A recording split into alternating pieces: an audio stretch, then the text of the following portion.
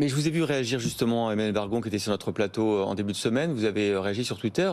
Elle disait, Emmanuelle Wargon, mais il y a des dispositifs d'aide qui existent pour les entreprises, qui consacrent une partie importante de leur chiffre d'affaires, justement à leurs dépenses d'énergie. Alors, ces dispositifs d'aide, malheureusement, ne fonctionnent pas ou ne vont pas fonctionner. Pourquoi ? Parce que, alors d'abord, vous avez des entreprises qui font moins d'1 million d'euros de chiffre d'affaires, jusqu'à 10 salariés. Elles sont couvertes par le bouclier réglementé et le bouclier tarifaire. Voilà. Pas sur le gaz, sur l'électricité. Oui. Pas sur le gaz, mais sur l'électricité. Pour les autres, vous avez, je vais prendre mon cas, moi j'ai à peu près 0,5% de mon chiffre d'affaires en coût énergétique. Ça va. Ça va Pour aujourd'hui. l'instant, ça va. Si je prends la projection que je vois, les moyennes que je vois qui se passent dans le réseau de la CPME par rapport aux entreprises qui sont confrontées à de nouvelles offres tarifaires, mon coût tarifaire va représenter 8% de mon chiffre d'affaires. Autant vous dire que c'est au-delà de mes résultats. C'est quoi votre marge ? Pardon ? C'est quoi votre marge ? Eh bien, je fais 5% de résultats nets. Ah oui. Voilà. Ce qui est déjà, dans des bonnes années, ce qui est déjà remarquable. Je peux vous dire, dans la construction. Eh bien, autant Je rappelle que dans la rénovation, notamment des bâtiments anciens, des menuiserie. Donc, j'ai des ateliers, j'ai des machines qui tournent, j'ai des 5 axes. Enfin bref, il faut alimenter. Donc là, c'est pas ça. tenable. C'est normal. Là, ça passe pas.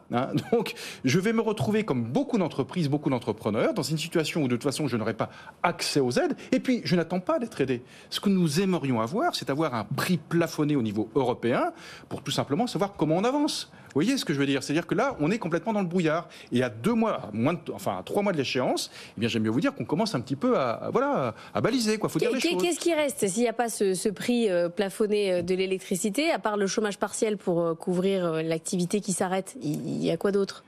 Alors, si les aides ne marchent pas, si le prix de l'électricité est plafonné... vous avez, suivant le poids de l'énergie dans votre chiffre d'affaires, par rapport à vos résultats, vous avez différentes situations d'entreprise. On n'est pas tous autant dépendants à l'énergie les uns des autres. Mais en attendant, quand on regarde ce que ça peut concerner, ça concernerait environ 150 000 entreprises. Autant vous dire qu'on est devant un risque systémique. Et puis, vous avez noté que fin de semaine dernière, les Allemands ont annoncé un plan de soutien 200 milliards. 200 milliards d'euros, donc ils sont en train de tailler la route, les Allemands. Pendant ce temps-là, nous, on reste sur le bord du chemin, à savoir qu'ils vont avoir une économie qui va être soutenue au niveau énergétique. Les Allemands ne voulaient pas subventionner les centrales à gaz, mais préfèrent subventionner les entreprises pour payer leurs factures énergétiques. Et nous, on n'a plus les moyens. Donc finalement, le résultat de tout ça, c'est quoi ? C'est tout simplement, il y a un peu plus de 10 ans, une stratégie énergétique plutôt calamiteuse.